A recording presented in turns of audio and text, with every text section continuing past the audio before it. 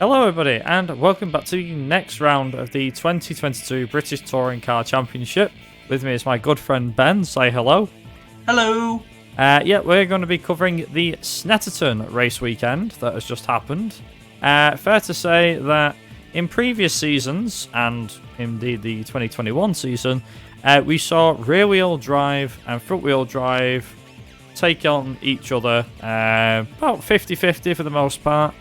Unfortunately, this weekend was more rear-wheel drive than front-wheel drive dominance. In particular, the BMWs. They're in a class of their own.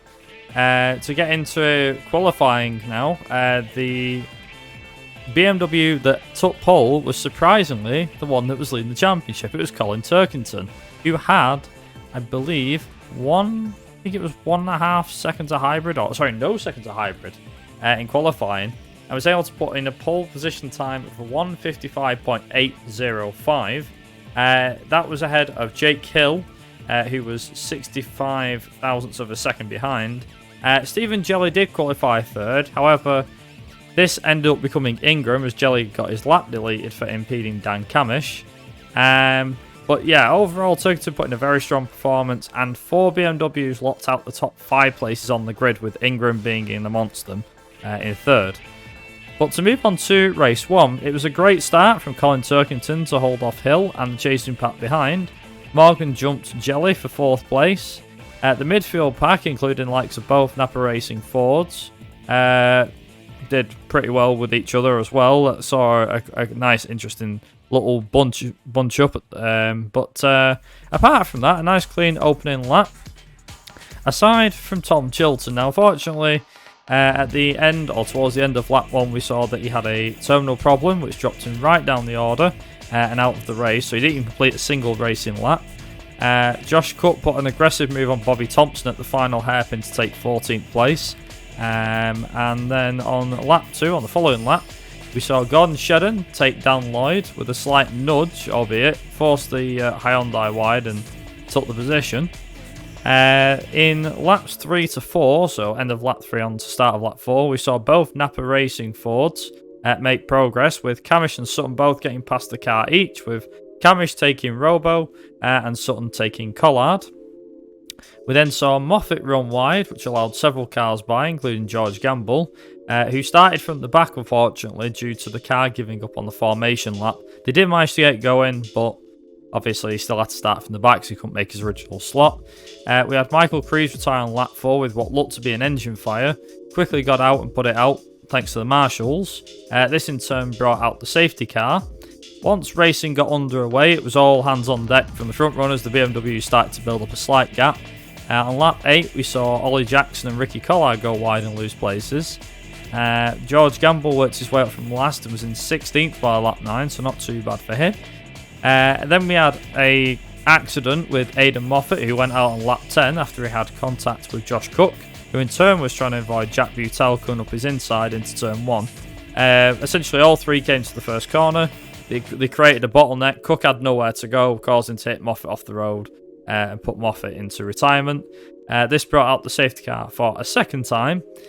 Once the safety car went in, though, we saw a great scrap between Rory Butcher and George Gamble, which turned into a 4-way scrap for position, with Gamble, Aaron Taylor-Smith, Dexter Patterson and Jack Butel all getting involved. Eventually, when they'd finished fighting with each other, Gamble had dropped 2 places and Butel went off the track and dropped down the order. It was a bit feisty, but again, some good racing overall. Bit over the limit, but also fair for the most part. Gamble, meanwhile, tried everything to get past Patterson and Taylor-Smith in front of him. On the last lap, he pulled off a move which I'll call a push-to-pass move, as I want to say he locked up his brakes, but I'm not so sure. But pushed them both wide and moved up into 16th place, still out of the points, so it wasn't into a points position or anything like that.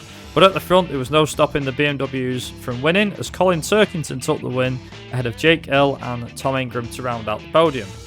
So your race 1 results look like this. Colin Turkington was your race winner, with him also taking the fastest lap. Jake Hill took 2nd ahead of Ingram in 3rd.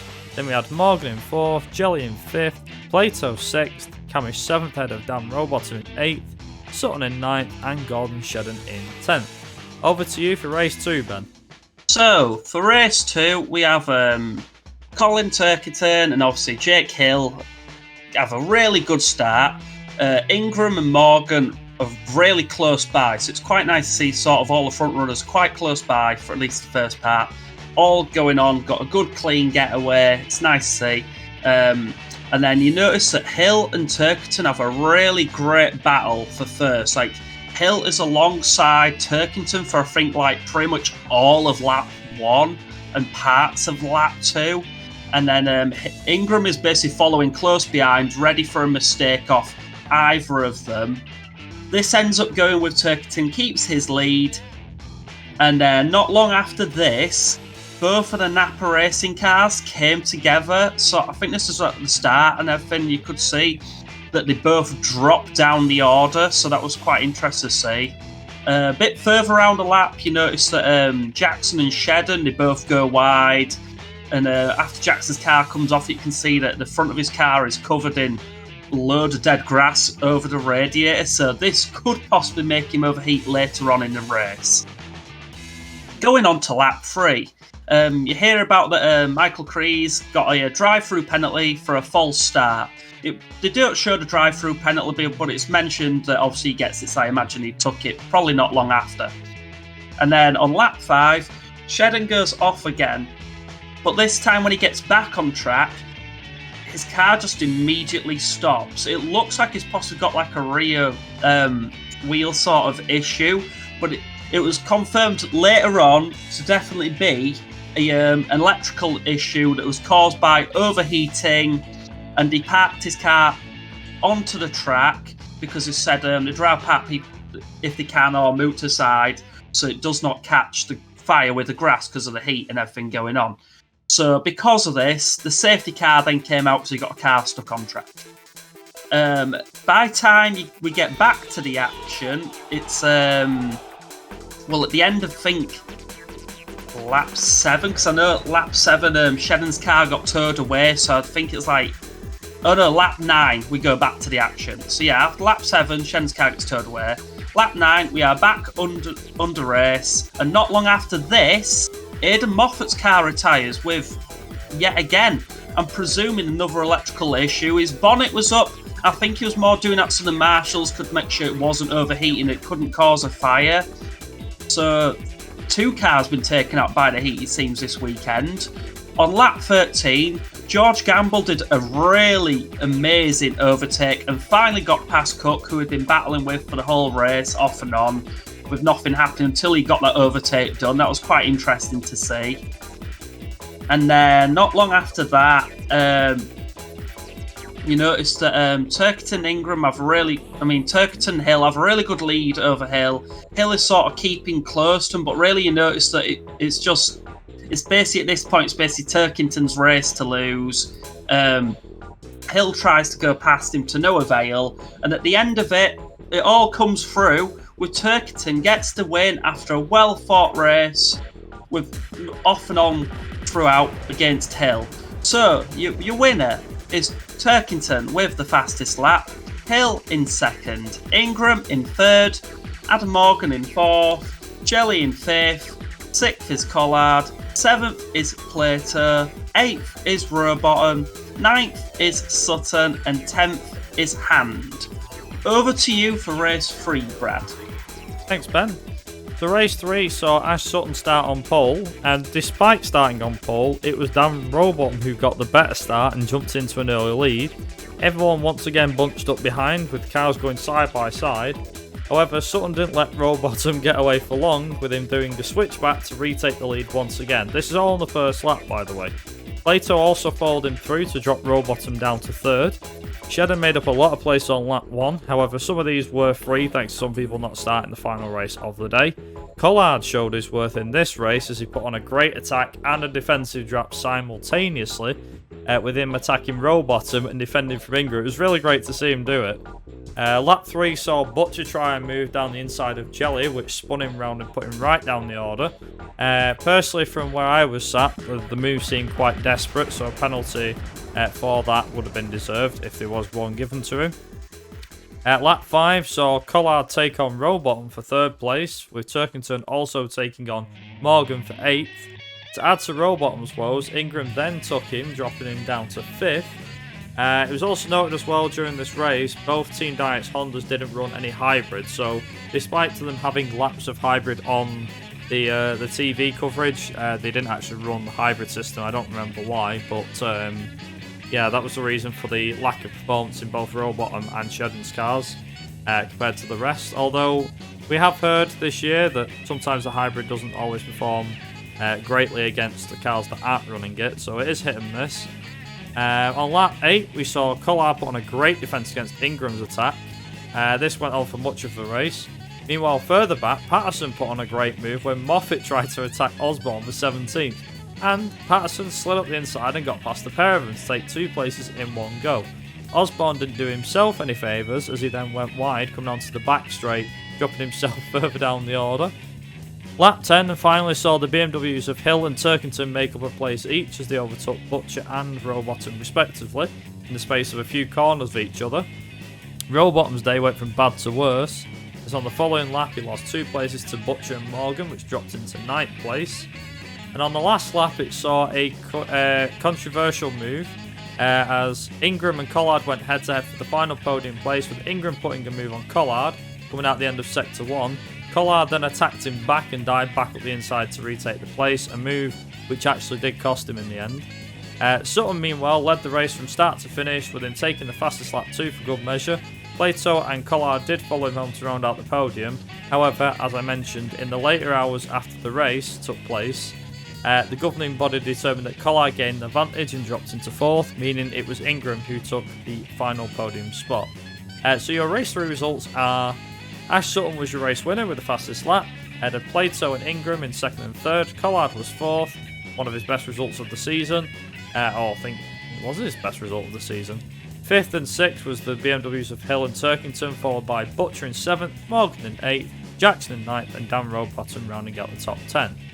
So what does it do to the drivers' standings? Well, Turkington's lead did grow and then got reduced slightly.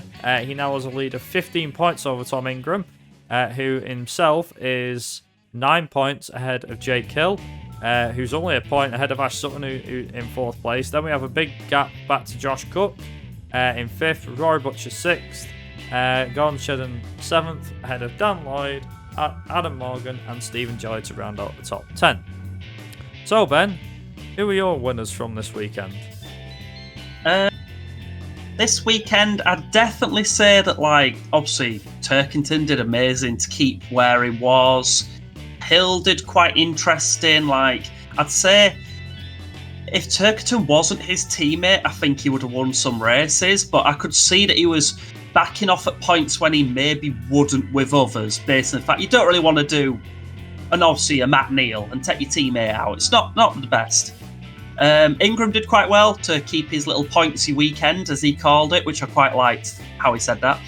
And then, obviously, in my eyes, Plato did amazingly well. If you look at race 1, he kept himself, I think he finished in 6th. Race 2 finished, obviously, in 7th. And then, obviously, the final race, he managed to, gain, obviously, 1 position and finish in 2nd. But I thought, still, he did really well to keep ahead of the pack by as much as he did. He kept reasonably close to obviously Sutton. And he did good on that overtake. That overtake was really good overtake on Rowbottom. He got him at the right point as well, where he just finished that battle off with Sutton. He just went and basically just went for it and got it. And I thought, that was nice to see. Yeah, I definitely have to agree with Turkington. You choice on Turkington and Plato for sure.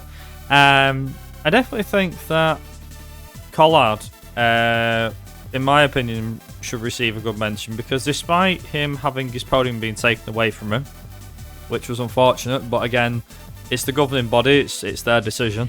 It was a really good weekend for him. He really showed his mettle this weekend, I think.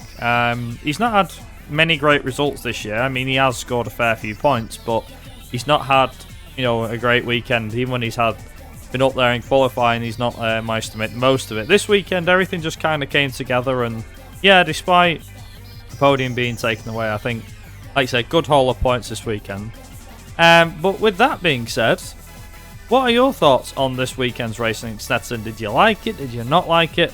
Let us know down in the comment section.